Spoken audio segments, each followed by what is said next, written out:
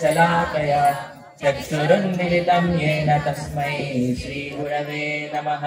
श्रीचैतन्यमनोभीष्टं स्थापितं येन भूतले स्वयं रूपः कदा मह्यं ददाति स्वापदान्तिकं।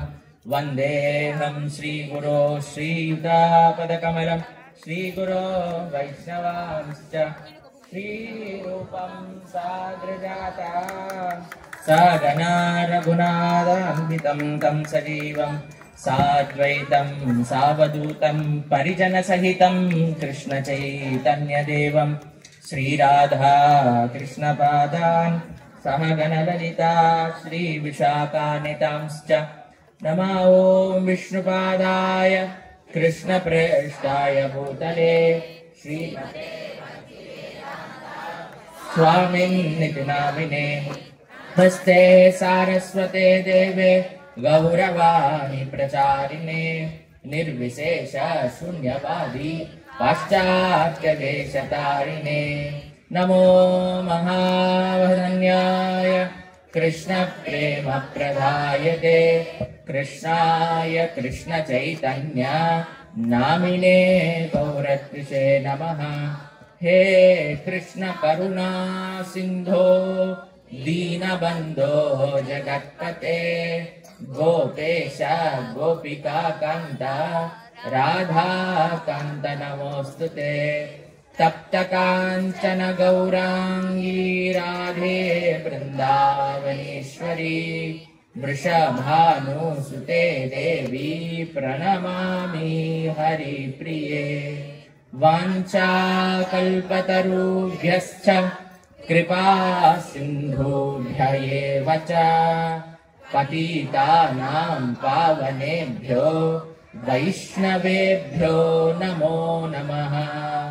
जय श्री कृष्ण चैतन्य प्रभु नित्यानंद श्री अद्वैत गदाधर श्रीवासादि गौर भक्त वृंद। हरे कृष्णा कृष्णा कृष्णा हरे हरे, हरे राम राम राम हरे हरे। मूकं करोति वाचालं पङ्गुं लङ्घयते गिरिं यत्कृपातमहं वन्दे श्रीगुरुं दीनतारिणम्। गुरवे गौरचन्द्राय राधिकाय तदालये कृष्णाय कृष्णभक्ताय तद्भक्ताय नमो नमः। हरे कृष्ण। నిన్న హనుమ ఒక సముద్రం దాటి సీతమ్మ తల్లిని వెతకడానికి లంకకు చేరుకున్నంత వరకు మనం విన్నాం సుందరాకాండ అంతర్గతంగా. హనుమ ఒక సముద్రం దాటాడు. హనుమ యొక్క ప్రేరణ, రాముడి యొక్క సేవ కోసం శ్రీల ప్రభుపాదుల వారు 7 సముద్రాలు దాటి అమెరికాకి చేరుకొని ప్రపంచంలో ఉండే వాళ్ళందరికీ కృష్ణ భక్తిని అందించారు. అందుకే ఇందాక వారు చెప్పినట్టుగా శ్రీల ప్రభుపాదుల వారిని కృష్ణ కృపా శ్రీమూర్తి అని అంటారన్నమాట. వారు కృష్ణుడి యొక్క పూర్తి అనుగ్రహ స్వరూపులు శ్రీల ప్రభుపాదుల వారు. ఎందుకో తెలుసా అండి, వారికి ఎటువంటి భేదం లేదండి. వారు ఎప్పుడు కూడా డిఫరెన్స్ చూడలేదు. ప్రతి ఒక్కళ్ళని కూడా ఒక జీవుడికి కావాల్సింది కృష్ణుడిగా వారు భావించారు. కాబట్టి ప్రతి ఒక్కళ్ళకి కృష్ణుడిని అందించాలి, ఈ భక్తిని అందించాలి. ఎప్పుడైతే మనం ఒక సంకుచిత స్వభావం ఉంటుందో అండి, అప్పుడు మనం సమాజానికి మేలు పెద్దగా చేయలేమండి. కానీ ఎప్పుడైతే ఆ భగవంతుడి యొక్క పూర్తి కృపని పొందిన వారు ఎప్పుడు కూడా తారతమ్యములు చూస్తూ భేదాలను క్రియేట్ చేయరన్నమాట. అందరినీ సమానంగా చూస్తూ అందరినీ భగవంతుడి దగ్గరికి ఎలా తీసుకెళ్లాలో ప్రయత్నం చేస్తారు. అటువంటి ప్రయత్నం మన శ్రీల ప్రభుపాదుల వారు చేశారు. వారి యొక్క ప్రయత్నం వల్లనే ఈరోజు లక్షలాది మంది మనము భగవంతుడి యొక్క నామం చెప్తున్నా, భగవంతుడి గురించి వింటున్నా, అదంతా వారి యొక్క కృప, వారి యొక్క దయ. అందుకే వారిని కృష్ణ కృపా శ్రీమూర్తి అని అంటారు. అటువంటి అభయచరణారవింద భక్తి వేదాంత స్వామి శ్రీల ప్రభుపాదకి రోజున హనుమ లంకకి చేరుకున్నారు కదండి. అక్కడి నుంచి చూసేసరికి ఎంత సుందరంగా కనిపిస్తుందటండి లంక. ఎంత బాగున్నాయట, ఎంత మంచి మంచి భవనాలు ఉన్నాయట, బంగారంతో అలా తలక్కుమంటూ ఉన్నాయట. అవి చూసేసరికి హనుమకు ఒకటే ఒక ఆలోచన కలిగిందటండి, ఇది మా రాముడి దగ్గర ఉంటే ఎంత బాగుంటుంది. ఒక భక్తుడి యొక్క స్వభావం ఎలా ఉంటుందో తెలుసా అండి, ఎక్కడ మంచిది కనిపించినా సరే ఇది మా రాముడికి ఇవ్వాలి అని అనిపిస్తుంది. ఏది మంచిది కనిపించినా సరే అదే ఇది నా భగవంతుడికి ఎలా ఇవ్వాలి అని అనిపిస్తుంది. ఒక భౌతికమైన వ్యక్తికి ఎలా ఉంటుందో తెలుసా అండి, భగవంతుడి దగ్గర ఏదైనా మంచిగున్నా సరే అది నాకు కావాలి అని అనిపిస్తుంది. ఒకసారి మేము ఒకళ్ళకి ఒక ఫోటో ఇచ్చామన్నమాట, వెంకటేశ్వర స్వామి వారి యొక్క ఫోటో. అయితే వారు చాలా బాగుందండి, ఇవి చూస్తుంటే నాకు కొన్ని నగల ఐడియాలు వస్తున్నాయి అని అన్నారు. ఇది భౌతికమైన ఆలోచన, స్వామి వారి దగ్గర నుంచి కూడా మనం ఏం పొందొచ్చు అని. కానీ ఒక భక్తుడు యొక్క ఆలోచన ఎలా ఉంటుంది అని అంటే, ఎక్కడ మంచిది చూసినారే ఇది మన స్వామి కావాలి, ఎక్కడ మంచిది చూసినా సరే ఇది మనకు స్వామి కావాలి అని ఆలోచిస్తూ ఉంటారు. హనుమ పరమరామ భక్తుడు కాబట్టి లంకని చూస్తే ఇదే రాముడి దగ్గర ఉండాలి, ఈ రావణాసుడి దగ్గర ఎందుకుంది అని ఆలోచిస్తూ ఉన్నారన్నమాట. అలా ముందుకు వెళ్తూ ఉంటే ఒక ఆవిడ వస్తుందండి. నిన్నటి ప్రవచనంలో మనం చూసాం, మైనాకుడు, సురస, సింహిక ముగ్గురు వచ్చారు. ఇప్పుడు 4వ ఒక ఆబ్స్టికల్ హనుమకు అక్కడ కలుగుతుంది. లంకిని అనే ఒక రూపంలో హనుమని అడ్డుకుంటుందన్నమాట. నా పేరు లంకిని, నా యొక్క ఆజ్ఞ లేనిది ఎవరు కూడా లంకలోకి ప్రవేశించలేరు అని చెప్తుంది హనుమకి. మీకు తెలుసా అండి, లంకిని ఎక్కడ ఉండేది? ఇంతకుముందు బ్రహ్మలోకంలో ఉండేది. బ్రహ్మలోకంలో ఒక కాపలాదారుడిగా ఉండేదన్నమాట లంకిని. కానీ ఆవిడికి కొద్దిగా చిరాకు పడే ఒక వ్యక్తిత్వం ఉండేదట. అందరిపైన చిరాకు పడుతూ, నువ్వు పక్కకు తిరుగు, నువ్వు అటెళ్ళు, నువ్వు ఇటెళ్ళు అని అందరినీ కూడా చిరాకు చేస్తూ ఉండేదట. ఒక అహంకారం ఉండేదట. ఇందాక వారు అన్నారు కదా, అహంకారం అనేది ఒక భక్తుడి దగ్గర ఉండకూడదు అని. అలా అహంకరించేసరికి బ్రహ్మగారు అనుకున్నారట, అమ్మా నువ్వు బ్రహ్మలోకంలో ఉన్నా నీకు అహంకారం ఉన్నది కాబట్టి అహంకారం బ్రహ్మలోకానికి తగిన ప్రదేశం కాదు, నీకు అహంకారం ఉన్నది కాబట్టి నీకంటే అహంకారం ఉన్న వాళ్ళ దగ్గరికి నేను నిన్ను పంపిస్తాను అని లంకలోకి పంపించారట బ్రహ్మగారు. ఇది చూడండి, మనం ఎక్కడ ఉన్నాము అనేది గొప్ప విషయం కాదండి, మన యొక్క చిత్తము, మన యొక్క కాన్షియస్నెస్ ఎలా ఉండేది అనేది ముఖ్యం అన్నమాట. మనము ఎక్కడున్నా సరే మన యొక్క భావనను శుద్ధిగా ఉంచగలిగాం అనుకోండి, అదే నిజమైన సఫలీకృతం మన ఆధ్యాత్మిక జీవితంలో మనం పొందగలిగేది అని చెప్పచ్చు. ఎక్కడున్నాము, ఎంత పెద్ద పొజిషన్లో ఉన్నాము అనేది కాదండి, మన యొక్క భావన ఆంతరంగికంగా. ఇక విషయం తెలుసా, అందరూ కూడా ఈ ప్రపంచంలో బయట ఏమేమి అలంకరణలు చేసుకున్నారు అని చూస్తూ ఉంటారు. కొంతమంది విశేషంగా అలంకరించుకున్నారు అనుకోండి, మధ్య మధ్యలో ఇలా ఇలా అంటూ ఉంటారు అనమాట.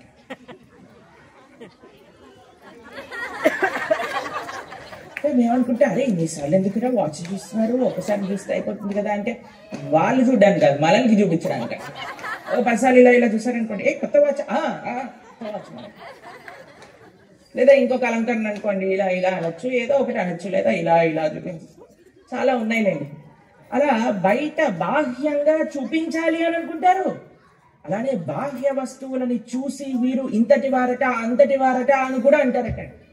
మీకు విషయం తెలుసా, ఈ ప్రపంచంలో ఉండే జనాలు ఒకసారి మనం వస్తూ ఉంటే మనల్ని స్కాన్ చేస్తారట అండి. వీరు ఏ బ్రాండ్స్ వేసుకున్నారు అని స్కాన్ చేసి వారు వేసుకున్న బ్రాండ్స్ బట్టి మనతో మాట్లాడతారట. తెలిసినా మీకు ఈ విషయం? మనం కూడా బ్రాండ్స్ చూస్తాం. ఏం బ్రాండో తెలుసా అండి మన దగ్గర? నుదుటిన బొట్టు ఉన్నదా, మెడలో మాల వేసుకున్నారా, ఒక సాంప్రదాయకమైన దుస్తులు వేసుకున్నారా, మనం కూడా చూస్తాం. కృష్ణదాసుల భగవంతుడికి చెందిన వారా అని చూస్తూ ఉంటారు. కానీ భగవంతుడు ఏ బాహ్యమైన వస్తువుని చూడనట్టండి, ఆయన ఆంతరంగికంగా ఉండే మన చిత్తాన్ని చూస్తారట.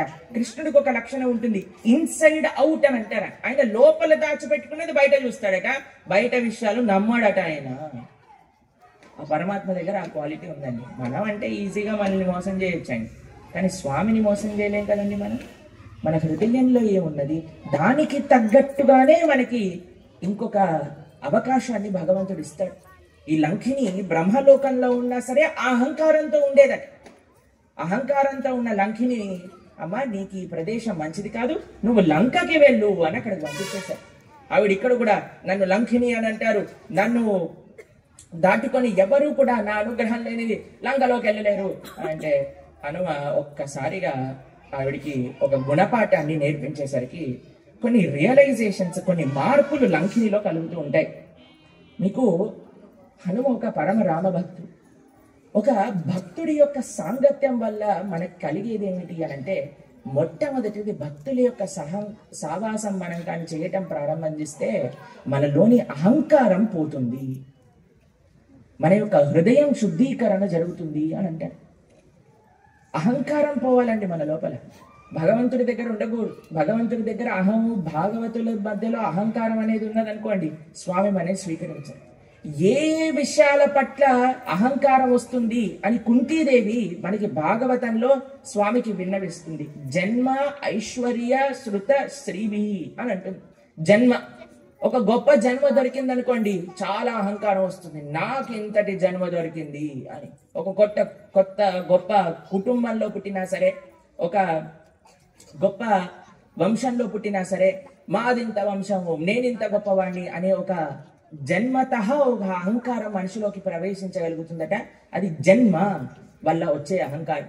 జన్మ ఐశ్వర్య, కొంతమంది దగ్గర చాలా ధనం ఉందనుకోండి, నా అంతటి గొప్పవాడు లేడు, నాకింత ధనం ఉంది అని అనుకుంటాడు. జన్మ ఐశ్వర్య శృత శ్రీభి అని అంటాడు. ఒక దగ్గర కొంతమంది దగ్గర చాలా పాండిత్యం ఉందనుకోండి, ఆ పాండిత్యాన్ని చూసి అహంకారం వస్తుంది. నా అంతటి వాడు లేడు, నేను ఇంత చేర్చుకున్నాను, నాకింత చదవచ్చు, నాకింత జ్ఞానం వచ్చు అని కూడా ఒక అహంకారం రావచ్చు. అలా కొన్ని కారణాల వల్ల అహంకారం వస్తుందయ్యా. ఆ అహంకారం నీ దగ్గర పని చేయదు. ఎందుకంటే త్వాం అకించన గోచర. స్వామి ఎటువంటి బాహ్యమైన క్వాలిటీస్ ని ఆయన చూడడండి. వ్యాధశ్చాచరణం ధ్రువశ్చ వయః విద్యా గజేంద్రశ్చ కుబ్జాయాం కుమునామరూపమధికం కుం తత్ సుధామోధనం వంశక్కో విదురస్య యాదవపతేరుగ్రస్య కిం పౌరుషం భక్త్యా తుష్టతి నహి గుణైర్భక్తి ప్రియో మాధవః. భగవంతుడికి నువ్వు ఏ కుటుంబంలో పుట్టావు, ఎక్కడ జన్మించావు, ఏం నేర్చుకున్నావు, ఎంత సంపద ఉన్నది, నువ్వు చిన్నపిల్లవాడివా పెద్దవాడివా, నువ్వు ఎక్కడి నుంచి వచ్చావు, మన దగ్గర ఎంత ఐశ్వర్యం ఉంది, మనం ఏం చదువుకున్నావు, ఇవన్నీ స్వామి చూడడండి. స్వామి చూసే ఏకైక లక్షణం ఏదన్నా ఉంటే మనస్ఫూర్తిగా ఆయనని ప్రేమిస్తున్నామా లేదా, ఇదే భగవంతుడికి కావాలి. కాబట్టి అహంకారం అనేది ఏ రూపంలో కూడా మన దగ్గర ఉన్నదనుకోండి, స్వామికి అది నచ్చదు. మా గురువు గారు ఒక ఉపమానం చెప్తారు. ఈరోజు ప్రసాదంలో ఏం స్వీట్ పెట్టారు మీ అందరికి?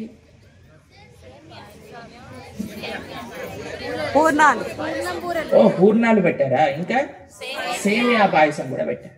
మీకు మంచిగా మీరు కూర్చున్నాక వడ్డన చేయడానికి చక్కగా పాయసం వేశారనుకోండి, మీరు అయ్యో రామచంద్రుడి యొక్క ప్రసాదం, రాజభోగ ప్రసాదం అని స్వీకరించేసరికి అని పంటిలో ఏదో తలిగినట్టుగా అనిపించి, అరే పాప ఏదో ఒక రాయి పడి ఉంటుందిలేండి బై మిస్టేక్ అని ఇంకో స్పూన్ తినగానే మళ్ళీ ఏదో నోట్లోకి తగులుతుందబ్బా ఏంటి అని ఆ పాయసాన్ని చూసేసరికి దాంట్లో మొత్తం ఇసుక కనిపించింది అనుకోండి, మీకు ఎలా అనిపిస్తుంది? ఎంజాయ్ చేస్తారు? ఎంతమంది ఎంజాయ్ చేస్తారు సేమియా పాయసం విత్ సమ్ శాండ్ టాపింగ్స్? నచ్చుతుందా మీ అందరికీ? అలా భగవంతుడికి మనం చేసే కైంకర్యం అనిపిస్తుందట ఎప్పుడైతే మన లోపల అహంకారం ఉంటుందో. సేవ కైంకర్యం అనేది చాలా తీపి లక్షణం కలిగినదండి. స్వామికి ఎంతో ఆస్వాదన యోగ్యంగా ఉంటుంది మనం చేసే సేవలు. కానీ దాంట్లో ఎప్పుడైతే అహంకారం కలుస్తుందో అప్పుడు అది ఎప్పటికీ కూడా మనకి మంచిది చెయ్యదు, స్వామికి అది రుచించదు అని చెప్తారు. కాబట్టి అహంకారాన్ని తొలగించేసేయాలి మనం. అహంకారం ఎటువంటి అహంకారమైనా సరే, ఏ కోణంలో వచ్చిన అహంకారమైనా సరే మనకి మంచిది కాదన్నమాట. అయితే ఈ సింహిక యొక్క, ఈ లంకిని యొక్క అహంకారం తొలగిపోయింది, ఒక్కసారి హంబుల్ అయిపోయింది, హనుమ దగ్గర చేతులు జోడించింది. ఇంకో విషయం తెలిసినాయండి, ఎప్పుడైతే హనుమ యొక్క సాంగత్యం కలిగిందో లంకినికి తన యొక్క స్వరూపం ఏమిటో తనకి తెలిసి వచ్చిందండి. ఇప్పటి వరకు ఏమనుకున్నది, నేను లంకకి ఒక కాపలాధారిణి అని అనుకున్నది. కానీ ఎప్పుడైతే హనుమ యొక్క సాంగత్యం, హనుమ యొక్క అనుగ్రహం కలిగిందో, అయ్యో నేను లంకకి చెందిన వాడిని కాదు కదా, నేను బ్రహ్మలోకానికి చెందిన దాన్ని అని గుర్తొచ్చింది అనమాట. మన యొక్క స్వరూపం ఏంటో తెలుసా అండి? మన యొక్క స్వరూపం మీరు ఎవరు అని మనం అడిగారు అనుకోండి, మన శ్రీ చైతన్య మహాప్రభు ఇదే మన సిద్ధాంతం. ఈ సిద్ధాంతంలో ఉండే గొప్పతనం అదే. ఏమన్నారు తెలుసా అండి మహాప్రభు, మనం ఎవరమి అని కానీ మనకి ప్రశ్నిస్తే, నాహం విప్రో, నేను విప్రుని కాదు, నాహం విప్రో నచ నరపతిర్ నాపి వైశ్యో న శూద్రో, నాహం విప్రో నచ నరపతిర్ నాపి వైశ్యో న శూద్రో, నాహం వర్ణి నచ గృహపతిర్ నా వనస్థో యతిర్వ. నేను ఏ వర్ణానికి చెందినవాడి కాదు, ఏ ఆశ్రమానికి చెందినవాడి కాదు. నన్నెవరు అని నేను అడిగితే నేను ఒకటే ఒక స్వరూపం కలిగిన వారిని, గోపీభద్రు పదకమలయో దాస దాస దాసాను దాస. నేను కేవలం ఆ కృష్ణుడి యొక్క దివ్య చరణారవిందములకి దాసుల యొక్క దాసుల యొక్క దాసుల యొక్క దాసుని మాత్రమే. ఇదే మన స్వరూపమై ఉండాలి. ఎప్పుడు కూడా మనం భగవంతుడి యొక్క సేవకుల యొక్క సేవకుల యొక్క సేవకులు. ఈ స్వరూపాన్ని, ఇదే మన స్వరూపం అండి. ఇంకా ఏ ఎక్స్టర్నల్ క్వాలిఫికేషన్ కానీ మన పక్కన జోడించాము అని అంటే మనము భగవంతుడి యొక్క నిత్యధామానికి వెళ్ళడానికి డిస్క్వాలిఫై అయిపోయినట్టే. కేవలం ఒకటే, మనం భగవంతుడి యొక్క దాసులు.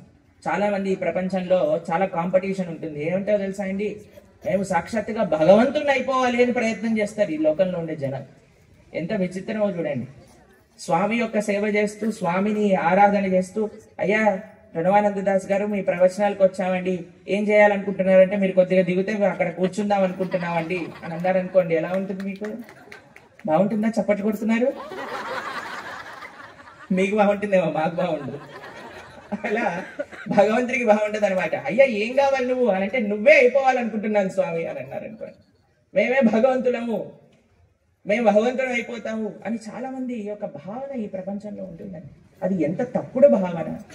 మనం ఎప్పుడూ భగవంతులం అవ్వలేమండి. ఎవరినైనా మనం ఆరాధన చేస్తున్నాము, ఎవరినైనా మనం అర్చన చేస్తున్నాము అని అంటే ఆ స్వామి యొక్క సేవ అభిలాషతో మనం చేయాలి. కేవలం ఆ స్వామి యొక్క కైంకర్యం కోసమే మనం చేయాలి. కేవలం స్వామి యొక్క కైంకర్యం కాదు, స్వామి యొక్క భక్తుల యొక్క సేవ చేసుకోవటం. అందుకే ఈ రోజు మనం భద్రాచల క్షేత్రంలో ఆ స్వామి వారిని అర్చన చేసే అర్చకులందరినీ కూడా ఇక్కడ ప్రసాదానికి మధ్యాహ్నం పూట పిలిచాం, అక్కడ తదియ ఆరాధన జరిపించాం అనమాట.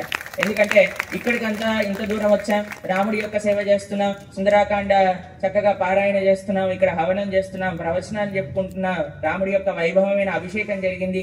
రాముడికి అంత సేవ చేసినా సరే రామ భక్తులను మర్చిపోయాం అనుకోండి, రాముడి యొక్క కైంకర్యం చేసే వాళ్ళ మర్చిపోయారనుకోండి, ఇంకా మనకి దాని యొక్క అస్తిత్వం తెలిసినట్టు కాదు కదండి. అందుకోసమే వారందరినీ కూడా పిలిచి వారందరికీ కూడా తదీయ ఆరాధన, వారందరికీ కూడా సేవ చేసుకునే ఒక అవకాశాన్ని మనకి ఈరోజు రామచంద్రమూర్తి కలిగించారనమాట. మనము వెంకటాచల వైభవంలో తిరుక్కచ్చిన మీ అనే వారి యొక్క వృత్తాంతాన్ని విన్నా. ఆయన వరదరాజస్వామి వారికి చామరం చేస్తూ ఆయన యొక్క అసిస్టెంట్ ఉంటాడనమాట, వరద అని. పెద్దగా చదువుకొని వాడు, పెద్ద పండితుడు కాదండి, పెద్ద గొప్ప కుటుంబంలో పుట్టినవాడు కాదండి, చాలా వినయంగా కేవలం సేవ మాత్రమే తెలిసినవాడు. అయితే ఆ వరద అడుగుతాడు, అయ్యా నేను ఎప్పుడు వైకుంఠానికి వెళ్తాను అని అంటే, స్వామికి చామరం చేస్తూ, అయ్యా స్వామి ఎప్పుడు వెళ్తాడు వరద అని అంటే, ఇప్పుడే వెళ్ళిపోతాడు, ఈ జన్మ తర్వాతే వచ్చేస్తారు. మాటల్లో నేను ఎప్పుడు వెళ్తాను అని అంటే, నీకు చాలా సమయం పడుతుంది. నాకు చాలా సమయం పడతావు ఏంటయ్యా, నువ్వు రోజు నాతో మాట్లాడతావు, నేను రోజు నీకు చామరం చేస్తాను, నువ్వు నాకు చామరం చేస్తావు, నేను నీతో మాట్లాడతా, చెల్లుకు చెల్లు అయిపోయింది. కానీ నువ్వు వైకుంఠానికి తీసుకెళ్తానని నేను చెప్పానా అని అంటే, నువ్వు వేస్ట్లేండి అని ఆ చామరాన్ని అక్కడ పెట్టేసి వెళ్ళిపోయారనమాట. ఎవరికి? ఒక గొప్ప భక్తుడికి సేవ చేసుకోవాలి అనే భావనతో వెళ్ళారు. భక్తుల యొక్క సాంగత్యం కలగటం వల్ల, హనుమ యొక్క సాంగత్యం కలగటం వల్ల మొట్టమొదటిది ఏమైందండి? లంకిని యొక్క అహంకారం పోయింది. రెండవది ఏంటో తెలుసా అండి? లంకినికి జరిగిన మహోపకారం, ఇప్పటి వరకు రావణుడు నా యొక్క స్వామి అని భావించింది లంకిని. ఆయన నా మాస్టర్, ఎందుకంటే నాకు తిండి పెడుతున్నాడు కాబట్టి నేను ఆయన యొక్క ఈ ప్రదేశాన్ని కాపాడాలి అని అనుకున్నది. కానీ లవమాత్ర సాధు సంగ సర్వశాస్త్ర హోయ్, లవమాత్ర సాధు సంగ సర్వసిద్ధి హోయ్. హనుమ యొక్క ప్రసాదం లభించంగానే, ఈ రావణాసురుడు కాదు నా యొక్క మాస్టర్, నాకు వేరే ఒక సేవ చేయవలసిన ఒక కర్తవ్యం నా దగ్గర ఉన్నది అని లంకినికి అర్థమైపోయిందండి. కాబట్టి ఈ ప్రపంచంలో మనం ఎంతో మందిని, వీరు నన్ను పోషించేవారు, వీరు మమ్మల్ని రక్షించేవారు, వీళ్ళు మనల్ని అనుగ్రహించేవాళ్ళు అని అనుకుంటున్నాం.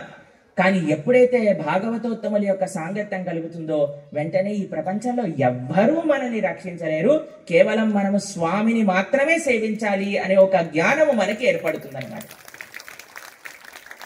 ఎప్పుడు? అహంకారం తొలగినప్పుడు, అహంకారం వీడినప్పుడు. ఎటువంటి అహంకారం కూడా మనకి ఉండరాదు. ఒక సుపీరియారిటీ కాంప్లెక్స్ అని అంటారు ఈ ప్రపంచంలో, ఒక మోడర్న్ డే టర్మ్ మనం యూజ్ చేస్తే. మనం ఎప్పుడు వినయంగా ఉండాలండి, ఎవరితోటైనా వినయంగా ఉండాలి. అదే మన సిద్ధాంతం. శ్రీ చైతన్య మహాప్రభు యొక్క సిద్ధాంతం, తృణాదపి సునీచేన తరోరివ సహిష్ణున అమానిన మానవేన కీర్తనీయ సదాహరి. మన నామ సంప్రదాయంలో, నామ సంకీర్తన సాంప్రదాయంలో శ్రీ చైతన్య మహాప్రభు ఒకటి ఉపదేశం చేశారు. ఎవరైతే వినయంగా ఉండగలుగుతారో వారే సదా హరినామాన్ని జపం చేయగలుగుతారు అని. అహంకారం అనేది చాలా విచిత్రం అండి. ఎంతమంది ముంబై వెళ్ళారు? ఇక్కడ ఎంతమంది ముంబై ప్రదేశాన్ని బాంబే అని అంటారు, ఎంతమంది వెళ్ళారు బాంబే ముంబైకి? చేతులు ఎత్తండి చూద్దాం ఒకసారి. చాలా మంది వెళ్ళారు ముంబైకి. అక్కడ లోకల్ ట్రైన్లలో రోజు లక్షలాది మంది ప్రయాణం చేస్తూ ఉంటారండి. అయితే దాదర్ అనే ఒక స్టేషన్ ఉంది, అది చాలా రద్దీగా ఉంటుందన్నమాట. కొన్ని లక్షల మంది రోజు ఆ దాదర్ స్టేషన్లో దిగటం ఎక్కటం నడుస్తూ ఉంటుంది. ఒక ఆయన ఒక 20 సంవత్సరాల నుంచి వారికి ఒక అలవాటు ఉన్నది, ఆ దాదర్ స్టేషన్లో దిగటం, అక్కడ ఉండే ఒక అడుక్కునే వ్యక్తి ఉంటాడనమాట. ఆయనకు ఒక రూపాయి చేతిలో పెట్టి ముందుకెళ్ళటం అనమాట. 25 సంవత్సరాల నుంచి అదే డ్యూటీ అనమాట. దిగటం, ఒక కాయిన్ పెట్టడం, ముందుకెళ్ళటం, దిగటం, కాయిన్ పెట్టడం, ముందుకెళ్ళటం. సడన్ గా ఒకరోజు ట్రైన్ దిగేసరికి నాకు కనిపించలేదు అనమాట. కనిపించేసరికి కంగారు వచ్చేసింది. అయ్యో ఈయన ఏంటి 25 సంవత్సరాల నుంచి మేము ఇచ్చా, ఈ రోజు ఎక్కడికి వెళ్ళిపోయాడు అని చూసేసరికి మరుసటి స్టేషన్ లో కనిపించాడు. అక్కడ ఆ దాదర్ బ్రిడ్జ్ పైన కనిపించలేదు, ఇంకేదో బ్రిడ్జ్ పైన కనిపించాడు. అయితే ఆయన అడిగారు, అయ్యో ఏమైంది, నువ్వు ఆ బ్రిడ్జ్ ఎందుకు వదిలేసావు? ఏం లేదండి, నా కూతురు పెళ్లి చేశాము కాబట్టి ఆ బ్రిడ్జిని మాకు అల్లుడికి కట్నంగా ఇచ్చేసాను అని చెప్పారు. అంటే అక్కడ ఉండే అడుక్కునేట ఆయన ఆ బ్రిడ్జిని అది నాది కాబట్టి నేను కట్నంగా ఇచ్చేశాను అని భావన చేస్తుంది. చూడండి, అహంకారం ఎక్కడి వరకైనా మనకు కలుగుతూ ఉంటుందండి. ఏమీ లేనప్పుడే మనకు అంత అహంకారం ఉంటే అన్నీ వచ్చేసింది అనుకోండి, ఇంకెంత అహంకారం ఉంటుంది. కానీ స్వామి దగ్గర అహంకారంతో ఉన్న వాళ్ళకి చోటు లేదు. స్వామి దగ్గర తారతమ్యం చూపించే వారికి చోటు లేదు. సమాన దృష్టి, పండిత సమదర్శన అని అంటారు. పండితుడైన వాడు అందరినీ సమంగా చూస్తారు. సమంగా చూడటం అంటే ఏదో అందరినీ ఒకటేలా చూడటం అని కాదండి. అందరినీ జీవుడిగా, జీవుడు భగవంతుడి యొక్క సేవకుడిగా మనందరం చూస్తాం. అలాంటి ఆ సేవ నేను చెయ్యటం నా యొక్క స్వరూపం అని తెలుసుకున్న వారిని ఇంకెంత గౌరవంగా చూడాలండి. భగవద్ రామానుజుల వారి యొక్క చరిత్రలో ఒక విశేషం కనిపిస్తుంది. వారి భార్య దగ్గరికి ఇందాక మనం మాట్లాడుకున్న తిరుక్కచ్చి నంబి ఒకసారి ప్రసాదానికి పిలిస్తే ఆవిడ చాలా ప్రౌడ్గా ఉండేదన్నమాట. వారి యొక్క జన్మని పునస్కరించుకొని తిరుక్కచ్చి నంబి పరమ భాగవతోత్తముడు వచ్చి ప్రసాదం తీసుకుంటే వెంటనే మొత్తం నీళ్లు పోసేసి అన్ని శుభ్రం చేసేసి ప్రసాదం ఏమి ఉంచకుండా చేస్తుంది. రామానుజులకు నచ్చదు, వారి ఇంటిని వదిలేసి వెళ్ళిపోతారన్నమాట. కాబట్టి మనం ఎప్పుడు కూడా ఏ రకంగా వచ్చిన అహంకారము కూడా మన దగ్గర ఉండరాదు. భాగవతోత్తములని భాగవతోత్తములుగా చూసే ఒక దృష్టి మనకి కలగాలి. భక్తులందరినీ కూడా సమానంగా చూసే ఒక దృష్టి కలగాలి. అది కలిగిన వారు శ్రీల ప్రభుపాదులు వారండి. శ్రీల ప్రభుపాదులు వారు మీకు విషయం తెలుసా అండి? వారు 70 సంవత్సరాల వయసులో నిన్న ప్రస్తావన చేసుకున్నాం. ఒక సన్యాసిగా, ఒక వృద్ధులుగా అమెరికాకి వెళ్ళినప్పుడు అక్కడ ఉండే అమెరికన్స్ కి వారు క్లాస్ కి పిలుస్తూ ఉండేవారు అనమాట. భగవద్గీత చెప్తాం వినండి అని అంటే వారందరూ భగవద్గీత వినడానికి వచ్చేవారు. వారు స్వయంగా ప్రసాదాన్ని ఉండి ప్రసాదాన్ని నివేదన చేసేవారు. వాళ్ళకి అసలు ఎంగిలి పల్లాలు తీయాలి అని కూడా తెలియదండి, తినేసి అక్కడ వదిలిపెట్టేసేవారు.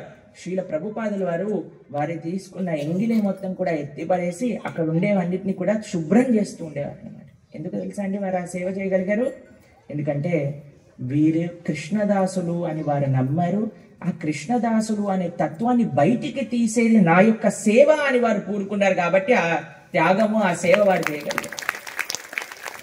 ఎన్నో నెలలు వారికి ఎవ్వరు కూడా హెల్ప్ కూడా అడిగేవారు కాదండి. ఒక ఆవిడ ఒక రోజు వచ్చి, అయ్యా మీరు అంతా మీరే చేస్తున్నట్టుగా అనిపిస్తుంది, మేమేమైనా చెయ్యొచ్చా అని అంటే, తప్పకుండా ఎన్నో రోజుల నుంచి వెయిట్ చేస్తున్నా, ఎవరైనా అడుగుతారా అని అంటారనమాట. తర్వాత వారు యమునా మాతాజీ, జానకి మాతాజీ, శ్యామసుందర ప్రభు, గురుదాస్ ప్రభు, ఎంతమంది భక్తులు. ప్రపంచంలో మొన్న నరేంద్ర మోదీ గారు, మన గౌరవనీయ ప్రధానమంత్రి వారు, ఇస్కాన్ కార్ఘర్ ఓపెనింగ్ వచ్చారు. వారు ఆ మాట చెప్పారు, మేము ప్రపంచంలో ఎక్కడికి వెళ్ళినా సరే, ఏ దేశానికి వెళ్ళినా సరే మమ్మల్ని హరే కృష్ణ అని పలకరించేవారు తప్పకుండా కనిపిస్తారు. మీరు చూసే ఉంటారు, వారు ఎక్కడికి వెళ్ళినా, రష్యాకి వెళ్ళినా, అమెరికాకి వెళ్ళినా, కెనడాకి వెళ్ళినా, ఎక్కడికి వెళ్ళినా సరే ఎవరో ఒకళ్ళు మృదంగా పట్టుకొని, కర్తాలు పట్టుకొని వారిని స్వాగతించడానికి ప్రయత్నం చేస్తుంటారు. ఎవరి కృప అండి అది? ఎటువంటి భేదభావన చేయకుండా అందరికీ కృష్ణ భక్తి అందించాలనే సంకల్పం కలిగిన శ్రీల ప్రభుపాదులు వారి యొక్క కృప. హనుమ ఆ యొక్క స్వభావాన్ని కలిగించాలన్నమాట. అయ్యా నువ్వు ఎక్స్టర్నల్ ఉపాధులను ఆశ్రయించకు, నువ్వు కృష్ణుడి యొక్క దాసుడు అనే తత్వాన్ని తెలుసుకో. నీ స్వామి ఈ రావణాసురుడు కాదు, నీకు ఇంకొక సేవ ఉన్నది అని లంకినికి తెలియజేసేటట్టుగా చేశాడు హనుమ. అది భక్తుల యొక్క ప్రసాదం అండి మన జీవితం. మనం ఎన్నోసార్లు ఎన్నో విషయాలను ఇవి నన్ను కాపాడుతాయేమో, ఇవి నన్ను కాపాడుతాయేమో అని ఈ ప్రపంచంలో పట్టుకొని మన దగ్గర పెట్టుకుంటాం. కానీ ఏది మనల్ని కాపాడదు, కేవలం భగవంతుడు మాత్రమే మనల్ని రక్షించేవాడు అని భక్తులు మనకి తెలియజేస్తారనమాట. అది హనుమ యొక్క సాంగత్యం వల్ల లంకినికి కలిగింది. ఏమనుకున్నాం మనం?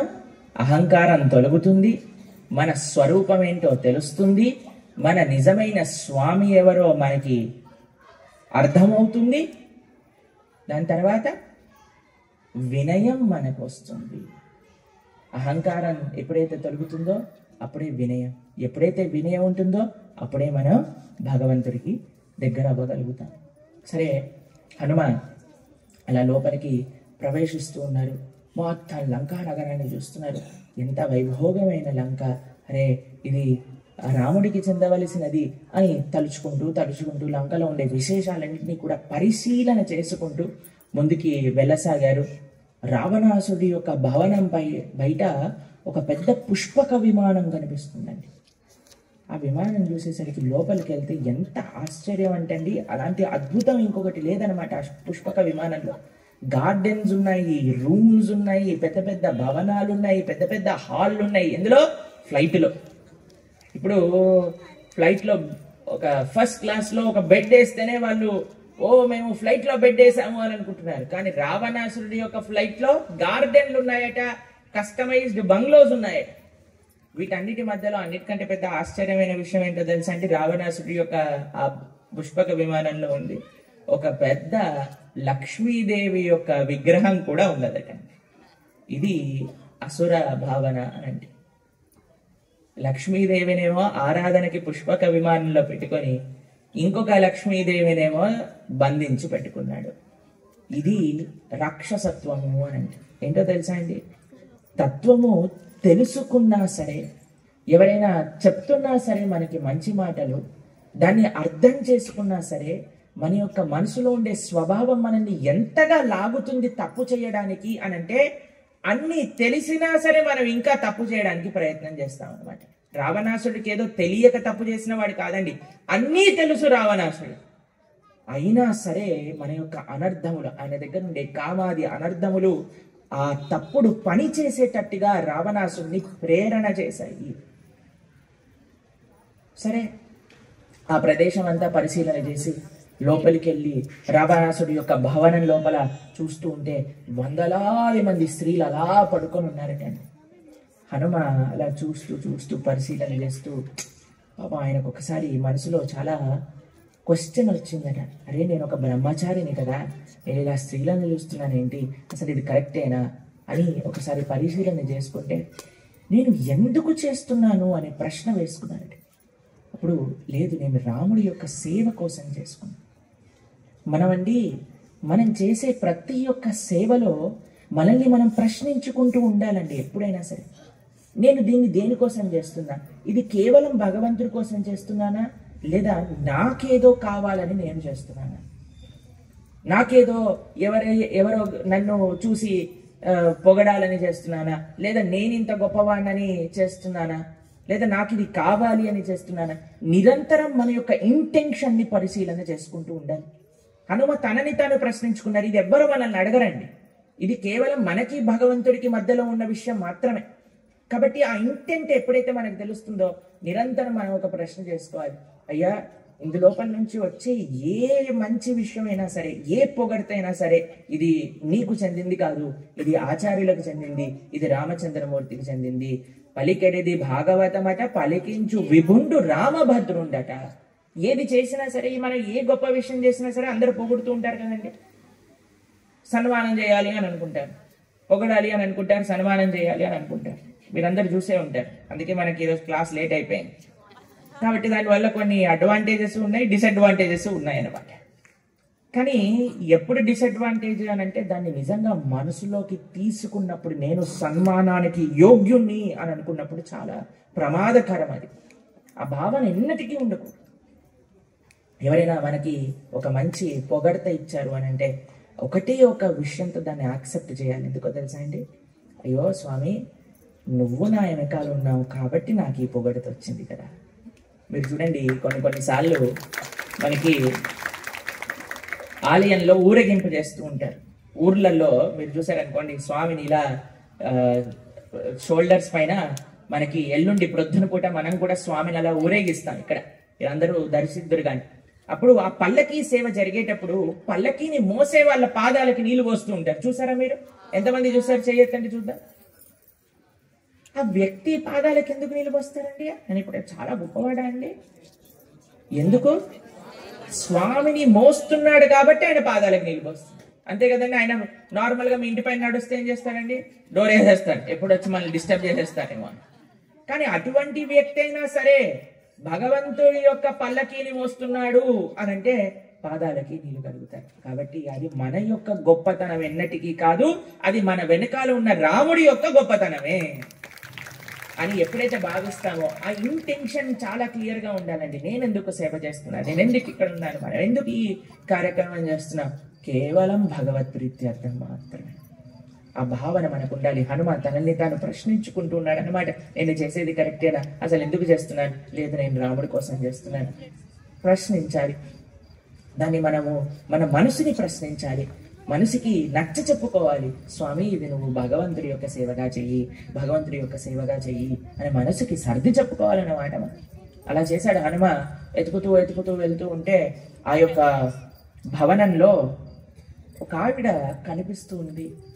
ఎంత సుందరంగా ఉన్నారు, ఎంత తేజస్విగా ఉన్నారు, ఆభరణాలన్నిటితో సుశోభితంగా ఉన్నారు. వారిని చూసి హనుమ అనుకున్నాడు, సీతమ్మనేనా, సీతమ్మలానే అనిపిస్తుంది, ఇంత తేజస్వి అని ఆశ్చర్యపోతూ చూస్తూ ఉన్నాడు అనమాట. చూస్తూ ఉంటే కొద్దిసేపటి కనిపించింది, ఇది సీతమ్మ ఎన్నటికీ కాలేదు.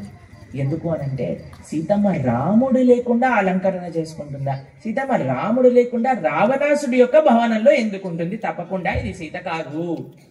కానీ ఎంత ప్రయత్నం చేసినా ప్రతి ఒక్క ప్రదేశానికి వెళ్ళి ప్రతి ఒక్క ప్రదేశంలో వెతికి వెతికి ఎంత కష్టపడినా సరే సీతమ్మ దొరకట్లేదు. ఏం చేస్తున్నాను నేను, ఇంత ప్రయత్నం చేస్తున్నా, సీతమ్మ తల్లి దొరుకుతుందా లేదా అని అనుకునే సమయంలో ఆయన ప్రయత్నం ఆపేసి ప్రార్థన చేయటం ప్రారంభం చేశారన్నమాట. ప్రయత్నం ఆపి ప్రార్థన చేయటం ప్రారంభం చేశారు. రామ, నీ యొక్క అనుగ్రహం ఉంటే సీతమ్మ తల్లిని దర్శింపజేయి. మనమండి చాలా జీవితంలో చాలా ప్రయత్నాలు చేస్తూ ఉంటాం, ఇది చెయ్యాలి, అది చెయ్యాలి, ఇది కావాలి, అది కావాలి. కానీ ఎప్పుడైతే మనకు అనిపిస్తుందో మన ప్రయత్నం ఎంత చేసినా ఫలితం రావట్లేదు అని కానీ ఎప్పుడైనా మనకు అనిపిస్తే ఆ ప్రయత్నంతో పాటు మనం ప్రార్థనని కూడా జోడించాలండి. ఎప్పుడైతే ప్రయత్నంతో ప్రార్థన జడగడుతుందో అప్పుడు మన యొక్క సంకల్పాన్ని ఆపే శక్తి ఎవ్వరికీ ఉండదన్నమాట. ఎందుకంటే ప్రార్థన మనకి రాముడి యొక్క కృపని ప్రసరిస్తూ ఉంటుంది. కాబట్టి నిరంతరం మన ప్రార్థన, మనం ప్రొద్దున లేచినప్పటి నుంచి ఆచార్యుల యొక్క గురువుల యొక్క కీర్తనలు పాడుతూనే మనం ప్రారంభమవుతుంది. ఈరోజు ప్రొద్దున మేము 5:36 ఇక్కడికి వచ్చాము. చూసేసరికి ఇంతమంది భక్తులు కనిపించారు. మా వాళ్ళు ఉన్నారు నిన్న రాత్రి, అంతమంది రారులేండి, కంగారు పడకండి ప్రొద్దున పూట అని ఉన్నారు. ఏమన్నా ఎందుకు రారు, మన భక్తులు ఎంత శ్రద్ధ విశ్వాసము కేవలము ఆధ్యాత్మిక అనుభూతి కోసమే ఇక్కడికి వచ్చిన వారు. వాళ్ళకి చలి ఉండదు, వేడి ఉండదు, రామభక్తి మాత్రమే కావాలనుకునేవారు తప్పకుండా వస్తారు అని అన్న ఆ మాటని మీరు నిరూపించారు. ఈరోజు రాని వాళ్ళు కూడా రేపు వచ్చేయండి. ఈరోజు కొద్దిగా లేటుగా వచ్చిన వాళ్ళు ఇంకా తొందరగా, ఎందుకంటే మిమ్మల్ని పొగుడుతున్నాను కదా. ఆ పొగడతలో భాగం కావాలి అని అంటే తొందరగా రావాలి, కార్యక్రమాల్లో పాల్గొనాలి. అలా హనుమ ప్రార్థన చేసేసరికి అశోక వాటిక అనే ఒక ప్రదేశంలో ఒక దివ్యమైన ఒక శ్రీమూర్తి, ఒక మాతృమూర్తి కనిపిస్తుంది.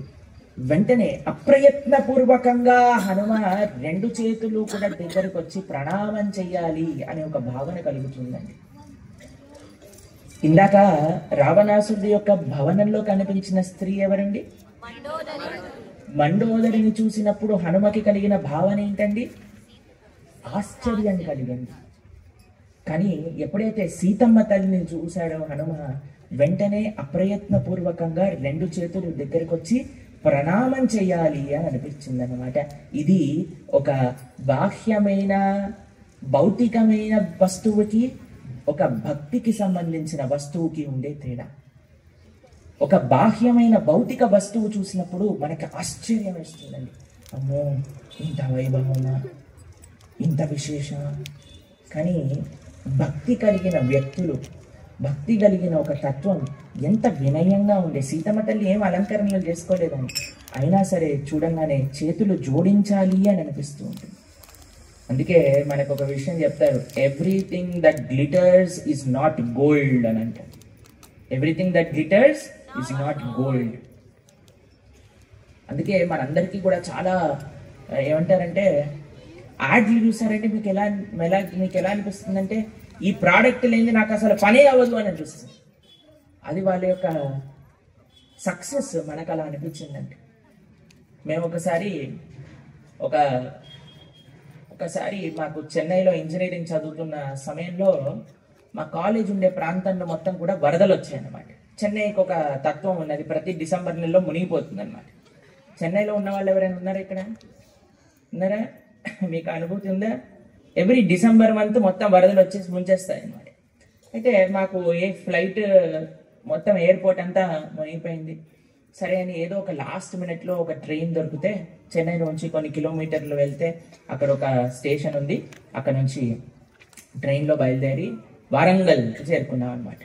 వరంగల్కి చేరుకొని వరంగల్ నుంచి హైదరాబాద్ భాగ్యనగరానికి వస్తూ ఉన్నప్పుడు ఒక ఆయన ఒక వస్తువును అమ్ముతూ ఉన్నాడు అనమాట. ఏం వస్తువు తెలుసా అండి? అది ఒక గొట్టంలా ఉంటుందన్నమాట. దాన్ని నిమ్మకాయ లోపల పెడతాడు. పెట్టి ఇలా ఇలా తిప్పంగానే మొత్తం నిమ్మరసం అంతా బయటకు వచ్చేస్తుంది.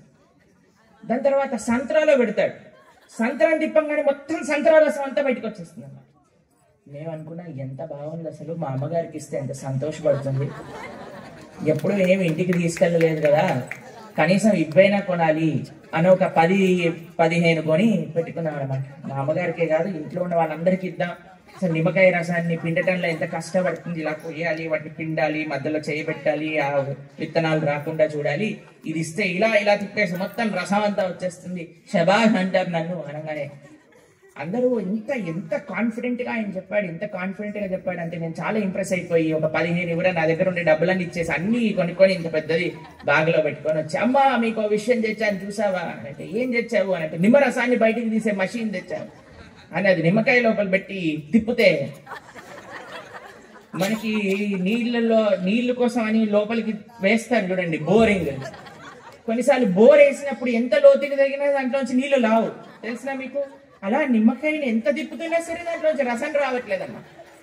మేమనుకున్నా ఈ నిమ్మకాయ ఎండిపోయింది, ఈ నిమ్మకాయలో దోషం ఉంది అని ఇంకో నిమ్మకాయ తెచ్చి దాని లోపల పెట్టి దాన్ని కూడా తిప్పి చూస్తాం అనమాట. దానిలోంచి ఒక డ్రాప్ రావట్లేదు. అదేంటబ్బా, వాడేమో అలా అన్ని పండ్లకి రసాలు తీసేసాడు, ఇక్కడేమో రావట్లేదు, పరువు పోయేటట్టుగా ఉంది అంటే అప్పుడు మా అమ్మగారు చెప్పారు, ఇది వాడు తీస్తేనే వచ్చేది, మన వల్ల కాదు, ఇది మోసపోయి. ఎందుకు అంటే ఆకర్షితంగా చేస్తున్నాడు అని చూసేసరికి ఏదో వస్తుంది అని తీసేసుకుంటాడు. అని ఈ ప్రపంచంలో ఉండే ఏ ఆకర్షితమైన వస్తువు, ఏ ఆకర్షితమైన భౌతికమైన వస్తువు మనకెన్నటికీ మంచిది చేయదు. అది మనం స్వీకరించాక అది మనల్ని మోసం చేస్తుంది. కానీ ఎప్పుడైతే ఆధ్యాత్మికమైన తత్వాన్ని మనం ఆశ్రయిస్తామో అప్పుడు మాత్రమే అది మనకి మేలుని తెలుస్తుంది. హనుమ స్ట్రెయిట్గా సీతమ్మ తల్లి దగ్గరికి వెళ్ళలేరు. ఒక చెట్టుపై నుంచి చూస్తూ ఉన్నారు. సీతమ్మ తల్లి ఏం చేస్తుంది అనగానే బాధపడుతున్న శబ్దం, ఒక ఏడపు శబ్దం వినిపిస్తుంది అనమాట.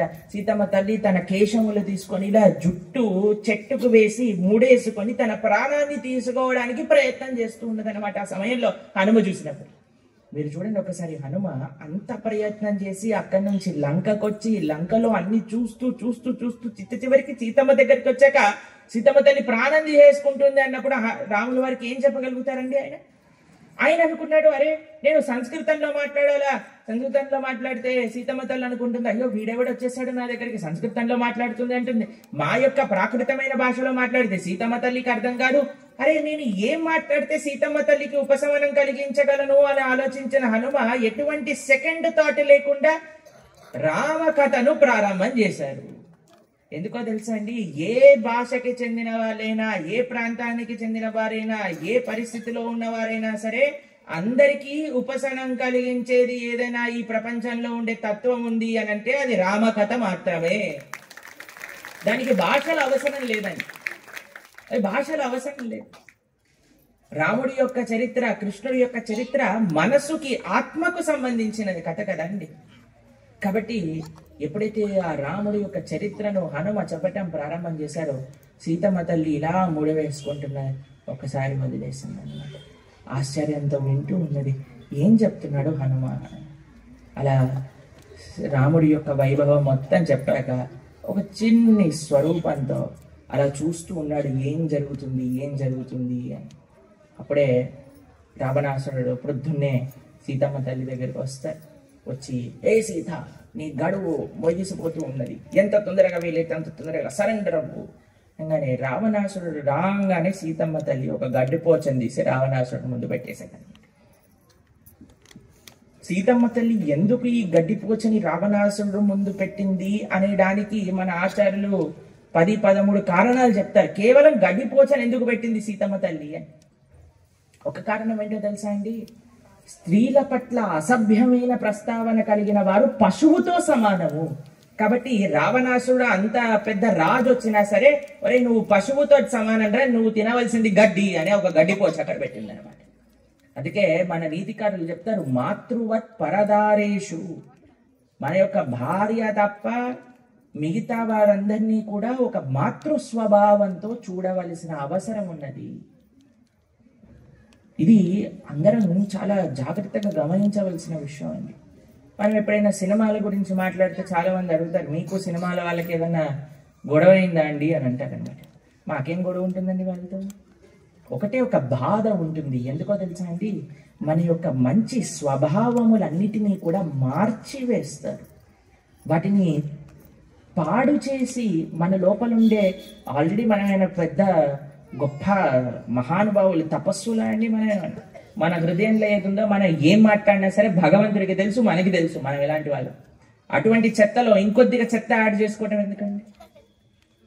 కాబట్టి చాలా మంది ప్రవచనకర్తలని చూసి, ఎందుకు వాళ్ళు ఇలా వేస్తున్నారు, కొంతమంది మాలలు ఎందుకు వేసుకుంటున్నారు, వాళ్ళు ఆసనం పైన ఎందుకు కూర్చుంటున్నారు, వారు కార్లలో ఎందుకు వెళ్తున్నారు. ప్రభుపాదులు వారిని అడిగారు, మీరు సన్యాసి అయ్యుండి ఫ్లైట్ లో ఎందుకు వెళ్తున్నారు అని అంటే, మాకు ఫ్లైట్ కాదు, మాకు ఒక జెట్ ప్లేన్ కావాలి, ఎందుకంటే అంత ఫాస్ట్ గా జనాలు నరకంలోకి వెళ్తున్నారు కాబట్టి వాళ్ళందరినీ కాపాడడానికి అన్నారు. ఒక ఆధ్యాత్మికవేత్త దగ్గర ఏదన్నా చూసారనుకోండి, అందరికి సుక్కుమంటుంది అనమాట. అదే ఒక భౌతికమైన విషయం అందరినీ పాడు చేసే వ్యక్తి ఉన్నాడనుకోండి, వాడు చాలా గ్రేట్ అండి, వాడు ఇలా తిరుగుతున్నారండి, అలా వెళ్తున్నారండి అని అనుకుంటుంటారు. ఎంత విశేషం, ఎంత మోసంలో బతుకుతున్నాం మన అందరం కూడా ఒకసారి మనల్ని మనమే పరిశీలన చేసుకోవాలని. ఇప్పుడు ముందు ముందు వస్తుంది ఆ సినిమాల ప్రస్తావన, చెప్తాను నేను మళ్ళీ మీకు. అయితే ఒక గడ్డిపోచ ఆ రావణాసురుని ముందు పెట్టడం వల్ల, నువ్వు ఒక పశువుతో సమానమయ్యా, నీకు కావాల్సింది ఈ గడ్డిపోచనే. ఇంకొక కారణం ఏంటో తెలుసా అండి, నా రాముడు వస్తున్నాడు, నా రాముడు వచ్చాక నువ్వింత గర్విస్తున్న ఈ సువర్ణ లంక ఏది మిగలదు, అందుకోసం ఈ గడ్డిని తీసుకొని ఒక కుటీరాన్ని కట్టుకో, అందులో గుడిసెలో ఉండురా నువ్వు రావణాసురుడా అని ఒక గడ్డిపోచని రావణుడు ముందు పెట్టింది సీతమ్మ తల్లి. ఇంకో కారణం చెప్తానండి, ఎప్పుడు కూడా పరపురుషుడితో డైరెక్ట్గా మనం మాట్లాడకూడదు అనే ఒక భావనతో సీతమ్మ తల్లి ఒక గడ్డిపోచను అడ్డంగా పట్టుకొని రావణుడితో మాట్లాడింది. ఇంకొక కారణం చెప్తారండి, రాముడికి గడ్డిపోచ చాలు. కాకాసురుడు అనే ఒక అసురుడు సీతమ్మ తల్లిని ఇబ్బంది పెట్టినప్పుడు ఒక గడ్డిపోచను తీసుకొని బ్రహ్మాస్త్రాన్ని ప్రయోగం చేశారు రామచంద్రమూర్తి. కేవలం ఈ గడ్డిపోచ సరిపోతుంది రావణ, నిన్ను హతం చేయడానికి రావణాసురుడికి, రామచంద్రమూర్తికి అని తెలియజెప్పడానికి ఒక గడ్డిపోచ ముందు పెట్టింది అని మన ఆచార్యులు ఎన్నో కారణాలు దాని గురించి ప్రస్తావన చేస్తారండి. ఇవన్నీ చెప్పాక అక్కడ ఉండే వాళ్ళు రాక్షసులందరికీ చెప్తారు, సీతమ్మ తల్లిని ఎలాగైనా కన్విన్స్ చేయండి అని. వాడు వెళ్ళిపోతే దాని తర్వాత అక్కడ ఉండే రాక్షసులందరూ కూడా సీతమ్మ తల్లి దగ్గరికి వచ్చి, నువ్వు ఒప్పుకుంటావా లేదా, లేకపోతే నిన్ను వండేస్తాము, నేను నీ చేతులను తింటాను, నేను నీ కడుపులో ఉండేవి తింటాను, నేను నీ గుండెకాయని తింటాను, నేను నీ కళ్ళని తింటాను అని ఒక్కొక్కటి సీతమ్మ తల్లికి చెప్తూ ఉంటే ఎంత బాధ కలుగుతుందో ఒకసారి మనం ఆలోచన చేయండి. మనం ఎప్పుడైనా ధార్మికంగా ఉండడానికి ప్రయత్నం చేసినప్పుడు అండి మనకి ఇలాంటి ఇబ్బందులు వస్తూ ఉంటాయి. జనాలు మనల్ని ఎన్నో మాటలు అంటూ ఉంటారు, అది మనకి బాధకాను కూడా ఉంటుందండి. కానీ మనం ఓపిక పట్టాలి. ఎందుకంటే ఈ ప్రపంచం యొక్క నైజం అటువంటి. ఇప్పుడు త్రిజట అనే ఒక ఆవిడ వస్తుంది, ఆవిడ చెప్తుంది, ఏమనకండి సీతమ్మ తల్లిని, ఎందుకంటే నాకు ఒక కళ వచ్చింది, అందులో రావణాసురుడు హతమయ్యాడని రామచంద్రమూర్తి చక్కగా ఒక ఏనుగు పైన సీతమ్మ తల్లిని తీసుకెళ్తున్న దృశ్యాన్ని నేను చూశాను, జాగ్రత్తగా ఉండండి, సీతమ్మ తల్లిని ఇబ్బంది పెడితే మీకే నష్టము అని చెప్తే వీళ్ళందరూ భయపడిపోయారు, కంగారు వచ్చేసింది. ఏం చేశారో తెలుసా అండి, బాగా సురాపానం చేసి పడుకున్నారు. రాక్షసులకి ఒక అలవాటు అనమాట, ఏ కంగారు వచ్చినా ఏ భయం వచ్చినా సరే పానం చేయడం, నిద్రపోవడం.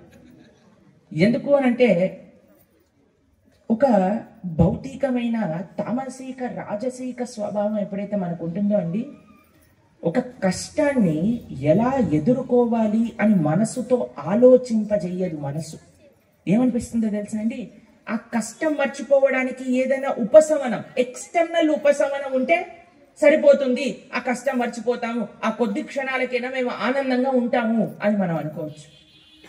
అలా రాజసీక తామసిక ప్రవృత్తి మనల్ని క్రియేట్ చేస్తూ ఉంటుంది అన్నమాట. కాబట్టి వీళ్ళు ఏం చేశారు, భయం వేసింది, కంగారు వేసింది, ఇబ్బంది కలిగింది. ఈ ప్రపంచంలో చాలా మందికి ఉపశమనం ఏంటో తెలుసా అండి. ఇప్పుడు ఎవరైనా మీ దగ్గరకు వచ్చారనుకోండి, చాలాసార్లు మేము ఎక్స్పీరియన్స్ చేశాం, చాలా కంగారు ఉందండి, చాలా బాధలో ఉంది, పడుకో తగ్గిపోతుంది, ఏం పర్వాలేదు. మనం పడుకుంటే ప్రాబ్లం ఎలా పోతుందండి, పడుకుంటేనా సరే మర్చిపోతాము అనే భావన కలుగుతుంది.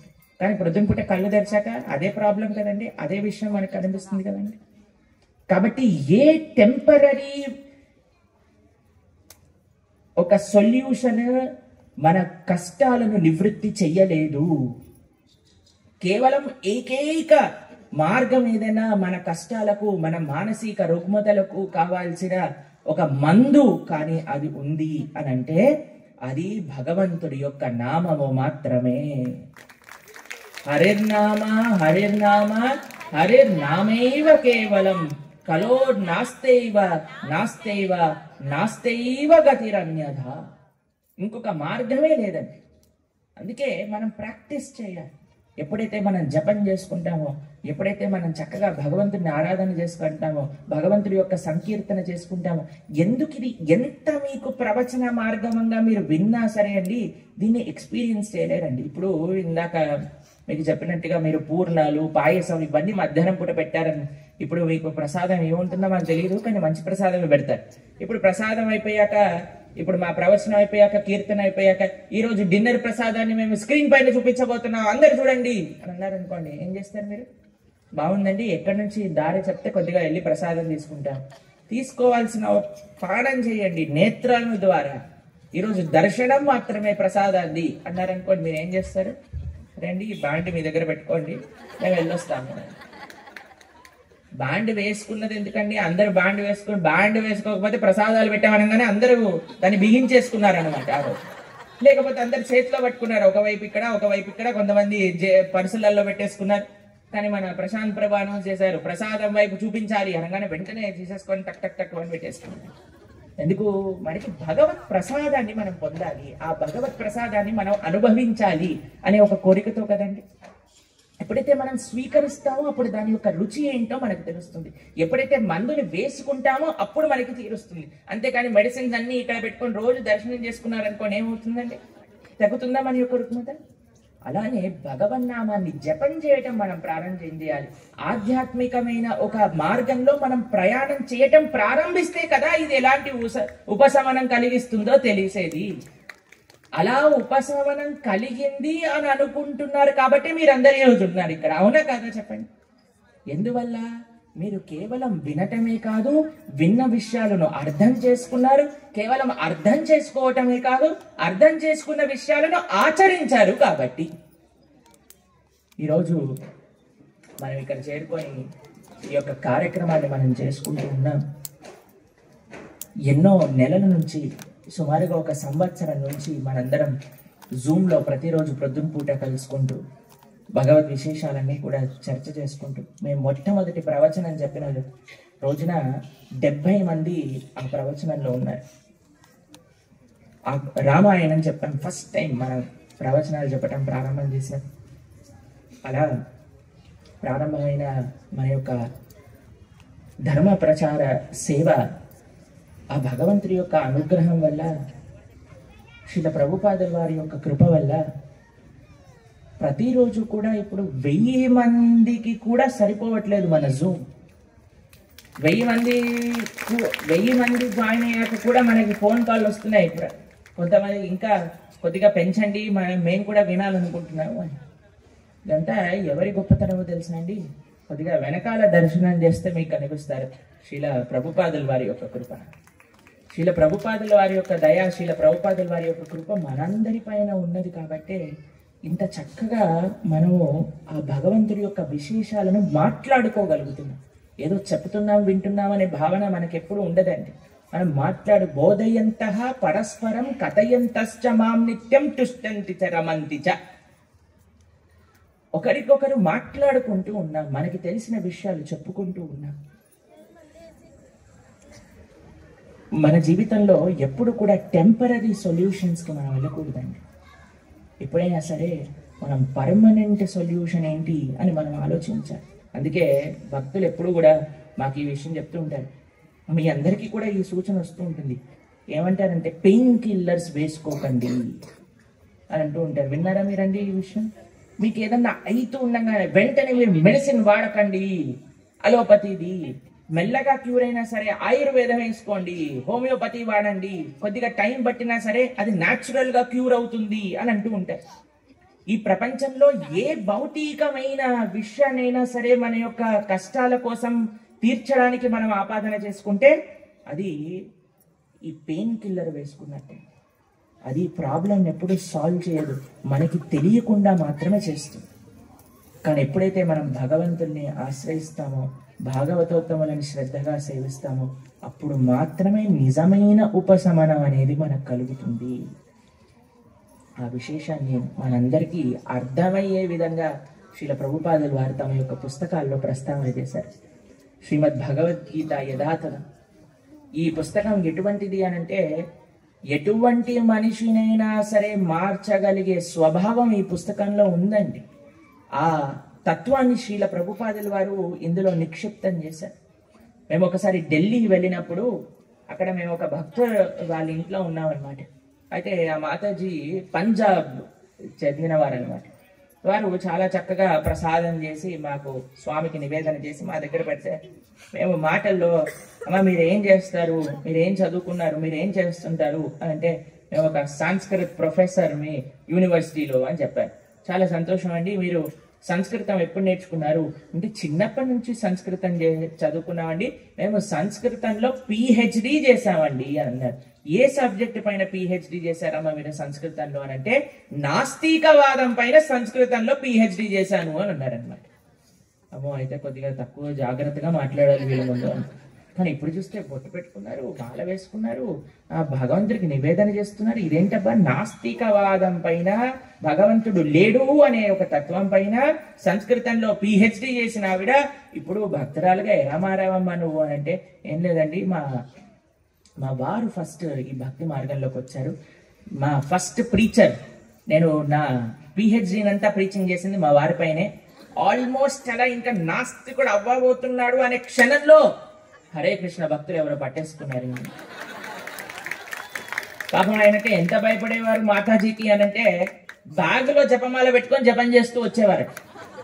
ఆయన జపం చేయటం ప్రారంభం చేసిన సంవత్సరంన్నర వరకు కూడా ఈయన అసలు జపం చేస్తారని తెలియదట. అంత జాగ్రత్తగా ఉండాలి మీరు కూడా. అంత జాగ్రత్తగా జపం చేసుకుంటూ వచ్చారట. తర్వాత ఒక రోజు జపమాల బయటకు వచ్చిందట. రూమ్ చదువుతూ ఉంటే, బ్యాగ్ చదువుతూ ఉంటే, ఏయ్ నువ్వెందుకు జపం చేస్తున్నావు, ఎవరు చేయమన్నా నేను జపము అంటే, ఏదో బై మిస్టేక్ వచ్చేసింది అన్నారు. అయితే వీరు వెళ్ళి భక్తులు అడిగారట, అమ్మా మాకు పెద్ద ఆపద ఉంది ఇంట్లో, మరి మేము ఏం చేయాలి, మా గురువు గారు మమ్మల్ని కొద్దిగా ఆక్షేపిస్తూ ఉంటారు ఇలా మనం జపం చేస్తే, మరి ఏం చేయాలి మేము అని అంటే, మీరు ఏం చెయ్యకండి, ఈ యొక్క పుస్తకం తీసుకెళ్ళి మీ ఇంట్లో పెట్టండి అని అంటే, వారు ఒక భగవద్గీత యథాతథాన్ని తీసుకొని వాళ్ళ ఇంట్లో ఏం మాట్లాడకుండా వాళ్ళ బెడ్రూమ్ పక్కన ఉండే ఒక టేబుల్ పైన ఈ పుస్తకాన్ని అలా పెట్టేసి వెళ్ళిపోయారు. అయితే ఈ మాతాజీ వీళ్ళ గురువు గారు అలా ఏదో సీరియల్ ఏదో చూస్తూ ఉన్నారట. మధ్యలో కరెంట్ పోయింది అనేసరికి పాపం ఆవిడకి చాలా బోర్ కొట్టిందట. ఇలా చూస్తునేసరికి ఒక టేబుల్ పైన ఈ పుస్తకం కలిగింది. సరే కరెంట్ వచ్చే లోపలైనా సరే ఒకసారి ఏం రాస్తుందో ఈ పుస్తకంలో చదువుదాము అని ఒక పేజ్ ఓపెన్ చేసి చదవటం ప్రారంభం చేస్తే కరెంట్ వచ్చింది, కరెంట్ పోయింది, కరెంట్ వచ్చింది, ఏమీ తెలియకుండా 9 గంటలు ఒకటే ఏకతాటంగా ఈ పుస్తకాన్ని చదవటం ప్రారంభం చేశారట. చదవటం ప్రారంభం చేసి ఈ పుస్తకాన్ని ఇలా మూసి పక్కన పెట్టంగానే వాళ్ళ శిష్యుడు వచ్చేసారట. వారు రాగానే, అయ్యా ఈ పుస్తకం రాసిన వారి యొక్క ఫోటో నాకు కావాలి అని తీసుకొని వాళ్ళ బెడ్రూమ్ లో అభయచన అరవింద భక్తి వేదాంత స్వామి శ్రీల ప్రభుపాదుల వారి యొక్క ఫోటో, మొట్టమొదటి ఆధ్యాత్మిక వ్యక్తి భగవంతుడి కంటే ముందు వాళ్ళ ఇంట్లో ఎవరైనా వచ్చారు అని అంటే ప్రభుపాదుల వారి యొక్క ఫోటో అక్కడ అలా పెట్టుకున్నారట. రోజు వారు వెళ్ళిపోగానే ఆఫీస్ లో భగవద్గీత చదవటం ప్రారంభం చేశారట. కేవలం కొన్ని నెలల సమయంలోనే ఆవిడ కూడా భక్తురాలుగా మారిపోయారు. ఎవరి యొక్క వైభవం అండి అది? ప్రభుపాదుల వారి యొక్క వైభవం, శ్రీకృష్ణ భగవానుడి యొక్క వైభవం, భగవద్గీత యొక్క వైభవం. మారాలి అని ఆలోచన ఉన్న వారందరూ చేయవలసినది శ్రవణం, వినయం. నాకు చాలా తెలుసు అనే అహంకారాన్ని వీడి నేను తెలుసుకోవాలి అని ప్రయత్నం చేసిన వాళ్ళందరూ ఉద్ధరింపబడతారు అనే ఒక నిదర్శనం మనకు కనపడుతుంది అన్నమాట. అలా హనుమ సీతమ్మ తల్లి బాధపడుతూ ఉంటే చూసిన హనుమ, రామ వైభవాన్ని చెప్తూ ఉన్న హనుమ కిందికి దిగాక సీతమ్మ తల్లితో ఏమి మాట్లాడారు, సీతమ్మ తల్లి ఏమని చెప్పింది హనుమకి, అసలు హనుమ ఏమి చేశారు, తిరిగి రామచంద్రమూర్తికి వెళ్ళి ఏం చెప్పారు, రాముడు ఎలా రెసిప్రోకేట్ చేశారు హనుమతో అనే విషయాలన్నింటినీ కూడా రేపు మనం శ్రవణం చేయడానికి ప్రయత్నం చేద్దాం. హరే కృష్ణ హరే కృష్ణ కృష్ణ కృష్ణ హరే హరే, హరే రామ రామ రామ హరే హరే. సీతారామచంద్ర భగవాన్ की, पवन सुता हनुमान की, जगद्गुरु श्रील प्रभुपाद की, अनंत कोटि వైష్ణవ భక్త బృంద की. రేపటి రోజున కొన్ని కార్యక్రమాలు, విశేషమైన కార్యక్రమాలు ఉన్నాయి. ఒకసారి మీకు చెప్తాను, జాగ్రత్తగా వినండి. రేపు ప్రొద్దున మనం 5 గంటలకి మంగళారతితో ప్రారంభం అవుతుంది. మంగళారతి పూర్తయిపోయాక స్వామివారి యొక్క నృసింహ ఆరతి, తులసి ఆరాధన, దాని తర్వాత మనందరం జపం చేసుకుంటాం. జపం పూర్తయిపోయాక మనందరం ప్రసాదం తీసుకొని 7:30 కల్లా డాట్ 7:30 కల్లా గురు పూజ అయిపోయి ప్రసాదం తీసుకొని 7:30కి మనం ఇక్కడ నుంచి బయలుదేరాలి. ఇందాక స్థలసాయి గారు చెప్పిన పర్ణశాల, ఎక్కడైతే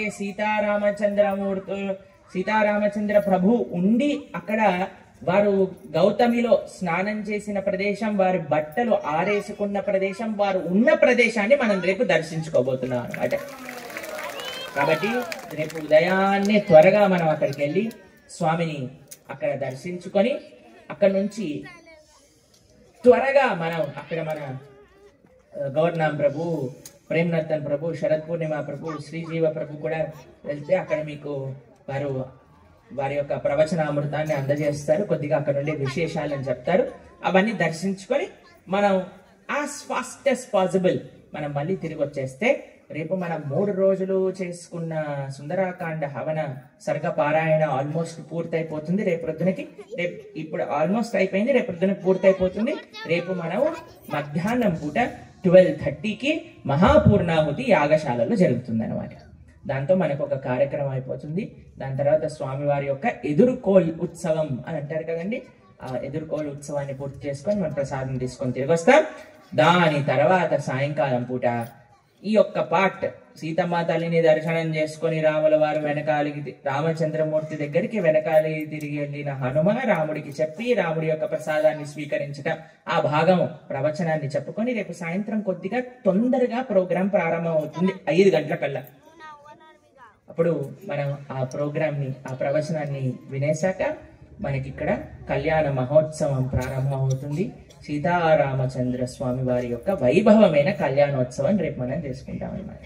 దాంతో పాటు రేపు మనకి స్వామి వారి యొక్క పాదుకా ఆరాధన అని ఒక భక్తులందరూ కూడా ఎవరైతే పాదుకారాధన చెయ్యాలి అని అనుకుంటున్నారో వారికి ఒక విశేషమైన కైంకర్యంగా మన ఆర్గనైజర్స్ ఏర్పాటు చేశారు. ఆ సేవని కూడా అక్కడ రిజిస్ట్రేషన్ కౌంటర్ కనిపిస్తుంది కదా మీకు, ఆ స్క్రీన్ పక్కనే మనోజ్ ప్రభు అని ఉంటారు, అక్కడ రిజిస్ట్రేషన్ కౌంటర్ ఉంటుంది. అక్కడ మీరు ఈ పాదుక ఆరాధనకి రిజిస్ట్రేషన్ చేసుకుంటే మీ అందరికీ రాముల వారి యొక్క చిన్న చిన్న పాదుకలు, వారికి అర్చన చేసుకోవడానికి కావాల్సిన సామాగ్రిని అంతా రేపు మీకు అందిస్తారు. వారితో పాటు అందరూ కూడా ఆ పాదుక ఆరాధనలో పాల్గొనడానికి ఉన్న భక్తులందరూ కూడా ఇక్కడ కూర్చొని ఇక్కడ మనకి కార్యక్రమం జరుగుతున్నప్పుడు మీరు కూడా ఆ రామ పాదుకలకి అర్చన చేసుకునే ఒక అవకాశం ఉంటుందన్నమాట. రామ పాదుక అర్చన కూడా రేపు సాయంత్రం కళ్యాణోత్సవంలో భాగంగా మనం ఇక్కడ పూర్తి చేసుకుంటాం. రేపు సాయంత్రం అద్భుతమైన సీతారామస్వామి వారి యొక్క కళ్యాణోత్సవానికి అందరూ కూడా చక్కగా విచ్చేసి ఆ రాముడి యొక్క పూర్తి కృపా కటాక్షాలు అనుగ్రహాన్ని పొందాలి అని ప్రార్థన చేస్తున్నా. శ్రీల ప్రభుపాదికి జై. ప్రభు